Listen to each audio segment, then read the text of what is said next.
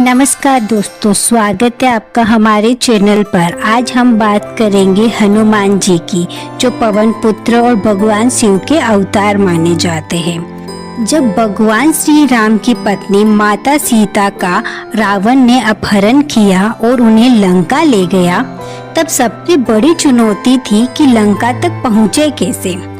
हनुमान जी, जो पवन पुत्र और भगवान शिव के अवतार माने जाते हैं, उन्होंने ये जिम्मेदारी स्वयं ली। जामवंत जी, जो वानर सेना के सबसे बुद्धिमान सलाहकार थे, उन्होंने हनुमान जी को उनकी शक्तियाँ याद दिलाई। उन्होंने कहा, हनुमान, तुम में वह शक्तियाँ है जो पहाड़ों को हिला सकती है, समुद्र को लांघ सकती है। तुम प्रभु श्री राम के सबसे बड़े भक्त हो, तुम अपनी शक्तियों को स्मरण करो। हनुमान जी ने अपने हृदय में प्रभु श्री राम का स्मरण किया और समुद्र तट पर खड़े होकर उन्होंने गहरी सांस ली और विशाल रूप धारण किया। उनका शरीर इतना विशाल हो गया कि मानो आसमान को छू रहा हो। उनकी पूंछ हवा में लहरा रही थी और उनकी गर्जना से समुद्र की लहरें भी थर्रा उठी। हनुमान जी ने एक जोरदार छलांग लगाई और उनकी उड़ान शुरू हो गई। हनुमान जी की उड़ान ऐसी थी कि पवन देव भी उनकी गति को देखकर गर्व महसूस कर रहे होंगे। लेकिन समुद्र ने उनकी राह में पहली चुनौती खड़ी कर दी। अचानक समुद्र की गहराइयों से एक विशाल पर्वत उभरा, जिसका नाम था मेनाक। यह पर्वत कोई साधारण पर्वत नहीं था। मेनाक को समुद्र देवता ने भेजा था, जो हनुमान जी की सहायता करना चाहता था। मेनाक ने अपनी मधुर वाणी से कहा, हे पवन पुत्र, तुम्हारी ये यात्रा लंबी और कठिन है। मेरे ऊपर विश्राम कर लो। मेरे हरे भरे जंगल और ठंडी हवाएं तुम्हारी थकान मिटा देगी। मेनाक का ये प्रस्ताव सुनकर हनुमान जी मुस्कुराए। उनकी आंखों में भक्ति की चमक थी। उन्होंने विनम्रता से जवाब दिया, मेनाक, तुम्हारा आभार, लेकिन मेरे प्रभु का कार्य सबसे ऊपर है। मेरे लिए विश्राम का समय नहीं है, मुझे लंका पहुंचना है। हनुमान जी की यह दृढ़ता देखकर मेनाक प्रभावित हुआ। उसने हनुमान जी को आशीर्वाद दिया और कहा, तुम्हारा संकल्प अटल है, जाओ, तुम्हारी यात्रा सफल होगी। मेनाक धीरे धीरे समुद्र में समा गए और हनुमान जी अपनी उड़ान जारी रखी। यह पहली चुनौती थी जो उन्होंने अपनी भक्ति और संकल्प से पार की। हनुमान जी अभी कुछ ही दूर पहुंचे होंगे कि समुद्र से एक और बाधा उनके सामने आ गई। यह थी सुरसा, एक विशाल राक्षसी, जिसे देवताओं ने हनुमान जी की परीक्षा लेने के लिए भेजा था। सुरसा का रूप इतना भयानक था कि उसका मुंह मानो बादलों को निगल सकता है। उसने गर्जना की, हनुमान, तुम्हें मेरे मुख से होकर जाना होगा। यह मेरी शर्त है। जो मेरे मुख में प्रवेश नहीं करता वह आगे नहीं बढ़ता। हनुमान जी ने सुरसा को देखा और मन ही मन मुस्कुराए। उन्होंने सोचा, यह तो एक मजेदार खेल है। बिना समय गंवाए उन्होंने अपना विशाल रूप धारण किया। उनका शरीर इतना बड़ा हो गया कि सुरसा भी हैरान रह गई। लेकिन सुरसा भी कम नहीं थी। उसने अपने मुंह को और बड़ा किया, जैसे पूरा आकाश ही उनका मुंह हो गया। लेकिन हनुमान जी की बुद्धि उनकी शक्ति से तेज थी। उन्होंने पलक झपकते अपने शरीर को चींटी जितना छोटा कर लिया और सुरसा के मुंह में प्रवेश किया। इससे पहले कि सुरसा कुछ समझ पाती, हनुमान जी उनके मुंह से बाहर निकल आए। यह सब इतनी तेजी से हुआ कि सुरसा सब देखती रह गई। सुरसा ने हंसते हुए कहा, हनुमान, तुम्हारी बुद्धि और शक्ति अद्भुत है। तुमने मेरी परीक्षा पार कर ली। जाओ, तुम्हारा कार्य सफल हो। हनुमान जी ने सुरसा को प्रणाम किया और अपनी यात्रा जारी रखी। ये दूसरी चुनौती थी जिसे हनुमान जी ने अपनी चतुराई से पार किया। हनुमान जी की उड़ान अब और तेज हो चुकी थी। उनकी गति ऐसी थी कि समुद्र की लहरें भी उनके पीछे पीछे दौड़ रही थी। लेकिन तभी एक और राक्षसी सिंहिका ने उनकी राह में बाधा डाली। सिंहिका कोई साधारण राक्षसी नहीं थी। उसकी खास शक्ति थी कि वह किसी की भी परछाई को पकड़कर उसे अपनी ओर खींच सकती है। जैसे ही हनुमान जी समुद्र के ऊपर से उड़ रहे थे, सिंहिका ने उनकी परछाई पकड़ ली और उन्हें नीचे की ओर खींचने लगी। हनुमान जी ने तुरंत स्थिति को भांप लिया। उन्होंने देखा कि यह राक्षसी उनकी शक्ति का अंदाजा नहीं लगा सकती। हनुमान जी ने अपनी चतुराई का इस्तेमाल किया। उन्होंने अपने शरीर को इतना छोटा कर लिया कि सिंहिका के लिए उनको पकड़ पाना मुश्किल हो गया। फिर एक बिजली की तरह हनुमान जी ने सिंहिका के शरीर में प्रवेश किया और उनके हृदय को नष्ट कर दिया। सिंहिका चीख उठी और समुद्र में गिर पड़ी। यह देखकर समुद्र की लहरें भी मानो हनुमान जी की जय जयकार कर रही थी। हनुमान जी ने बिना रुके अपनी उड़ान जारी रखी।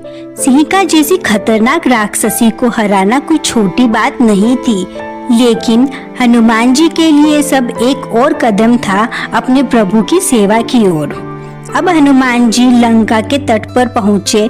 लंका का दृश्य देखकर कोई भी डर सकता था। सोने से चमकती हुई नगरी, ऊंचे ऊंचे महल और राक्षसों की विशाल सेना। लेकिन हनुमान जी का मन डगमगाया नहीं। जैसे ही वे लंका के मुख्य द्वार पर पहुँचे, वहाँ उनकी मुलाकात हुई लंकिनी से, जो लंका की रक्षक राक्षसी थी। लंकिनी का रूप इतना भयानक था कि उसकी एक नजर से ही साधारण योद्धा कांप उठते। उसने गर्जना की, रुक जाओ, कोई भी बिना मेरी अनुमति के लंका में प्रवेश नहीं कर सकता। तू कौन है जो मेरे सामने खड़ा है? हनुमान जी ने शांत स्वर में जवाब दिया, मैं श्री राम का दूत हूँ। मुझे लंका में प्रवेश करना है। रास्ता दो, नहीं तो परिणाम भुगतना पड़ेगा। लंकिनी ने हनुमान जी की बात को हंसी में उड़ा दिया। उसने हमला किया, लेकिन हनुमान जी ने एक ही प्रहार में उसे जमीन पर गिरा दिया। लंकिनी को अपनी हार का एहसास हुआ। उसे एक प्राचीन भविष्यवाणी याद आई, जिसमें कहा गया था कि जब कोई वानर उसे हराएगा तो लंका का अंत निकट होगा। लंकिनी ने हनुमान जी को प्रणाम किया और कहा, हे वीर, तुम्हारा बल अपार है, जाओ तुम्हारा उद्देश्य पूरा हो। हनुमान जी ने लंकिनी को क्षमा किया और लंका में प्रवेश किया। यह उनकी पहली जीत थी लंका की धरती पर। लंका में प्रवेश करने के बाद हनुमान जी ने सूक्ष्म रूप धारण किया ताकि कोई उन्हें देख न सके, लेकिन उनका मकसद सिर्फ छिपना नहीं था। उन्होंने रावण को उनकी ताकत का एहसास कराने का फैसला किया। माता सीता से मिलने के बाद हनुमान जी ने अशोक वाटिका को चुना, जो रावण का सबसे खूबसूरत बगीचा था। उन्होंने वहाँ के पेड़ पौधों को उखाड़ना शुरू किया। यह देखकर रावण के सैनिकों ने हड़कंप मचा दिया। रावण ने तुरंत अपनी सेना को भेजा। दर्जनों राक्षस सैनिक हनुमान जी पर टूट पड़े, लेकिन हनुमान जी ने अपनी गदा उठाई और एक एक राक्षस को धूल चटा दी। उनकी गदा की गर्जन और राक्षसों की चीखें लंका में गूंज रही थी। रावण को जब यह खबर मिली तो उसका गुस्सा 7वें आसमान पर था। उसने अपने बेटे अक्षय कुमार को भेजा, जो एक शक्तिशाली योद्धा था। अक्षय कुमार ने हनुमान जी को चुनौती दी। उसने तलवारें, भाले और तीरों की बौछार कर दी, लेकिन हनुमान जी ने अपनी चपलता और शक्ति से हर मसले को नाकाम कर दिया। अंत में एक जोरदार प्रहार से हनुमान जी ने अक्षय कुमार को परास्त कर दिया। यह देखकर रावण की सेना में डर फैल गया। रावण अब और बर्दाश्त नहीं कर सका। उसने अपने सबसे शक्तिशाली पुत्र मेघनाद, जिसे इंद्रजीत के नाम से जाना जाता है, उसको हनुमान जी को पकड़ने का आदेश दिया। इंद्रजीत एक ऐसा योद्धा था जिसने स्वयं इंद्र को हराया था। उसने ब्रह्मास्त्र का उपयोग किया, जो सबसे शक्तिशाली हथियारों में से एक था। हनुमान जी ब्रह्मास्त्र का सम्मान करते थे। उन्होंने जानबूझकर स्वयं को बंधन में दे दिया। राक्षस सैनिक उन्हें रस्सियों से बांधकर रावण की सभा में ले गए। वहां हनुमान जी ने रावण को ललकारा। उन्होंने कहा, रावण, तूने जो अधर्म किया है उसका अंत निकट है। मेरे प्रभु श्री राम जल्द ही लंका में आएंगे और तेरा घमंड चूर करेंगे। रावण ने गुस्से में हनुमान जी की पूंछ में आग लगाने का आदेश दिया। राक्षसों ने उनकी पूंछ को कपड़ों से और तेल से लपेटकर आग लगा दी, लेकिन हनुमान जी ने अपनी शक्ति से अपनी पूंछ को इतना विशाल कर लिया कि आग और भी भयानक हो गई। फिर एक जोरदार छलांग के साथ हनुमान जी ने पूरी लंका में आग लगा दी। महल, बगीचे और राक्षसों की बस्तियां जलने लगी। रावण और उसकी सेना दंग रह गई। हनुमान जी ने राक्षसों को दिखा दिया कि उनकी शक्ति का कोई मुकाबला नहीं कर सकता। कहा जाता है कि रावण एक महान ज्योतिषी था और उसने अपनी शक्ति से 9 ग्रहों सूर्य, चंद्र, मंगल, बुध, गुरु, शुक्र, शनि, राहु और केतु को अपनी कैद में रखा था। लंका में आग लगाने के बाद हनुमान जी ने रावण के महल के उस गुप्त कक्ष का पता लगाया जहां 9 ग्रहों को कैद किया गया था। वहां पहुंचते ही हनुमान जी ने देखा कि ग्रह अपनी दिव्य शक्ति खो चुके थे और रावण के जादू से बंधे हुए थे। हनुमान जी ने जय श्री राम का स्मरण किया और अपनी गदा उठाई। एक ही प्रहार में उन्होंने उस कक्ष के ताले तोड़ दिए। राक्षस सैनिकों ने हनुमान जी को रोकने की कोशिश की, लेकिन हनुमान जी की गर्जना से वे कांप उठे। उन्होंने राक्षसों को एक तरफ हटाया और ग्रहों को रावण के जादुई बंधन से मुक्त कराया। सूर्य ने अपनी चमक पुनः प्राप्त की, चंद्र की शीतलता लौट आई और शनि, राहु, केतु जैसे ग्रहों ने भी अपनी शक्ति पाई। 9 ग्रहों ने हनुमान जी की इस करुणा और शक्ति को देखकर उन्हें प्रणाम किया।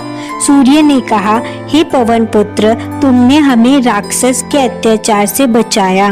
तुम्हारा ये पराक्रम अमर रहेगा। शनि ने कहा, हनुमान, तुम्हारी भक्ति और बल के सामने हम नतमस्तक हैं। तुम पर हमारा कोई प्रभाव नहीं पड़ेगा। सभी ग्रहों ने हनुमान जी को आशीर्वाद दिया कि उनकी शक्ति और भक्ति हमेशा अडिग रहेगी। हनुमान जी ने ग्रहों से कहा, मेरा उद्देश्य केवल श्री राम की सेवा है। आप सभी अब स्वतंत्र हैं, अपने कर्तव्य का पालन करें। इसके बाद हनुमान जी ने समुद्र को लांघकर श्री राम के पास वापसी की और उन्हें अपनी यात्रा की पूरी जानकारी दी। हनुमान जी की यह यात्रा सिर्फ एक कहानी नहीं बल्कि एक प्रेरणा है। यह हमें बताती है कि अगर मन में दृढ़ संकल्प हो और हृदय में भक्ति हो तो कोई भी लक्ष्य असंभव नहीं होता। जय श्री राम, जय हनुमान। Thank you. लाइक करो, सब्सक्राइब करो।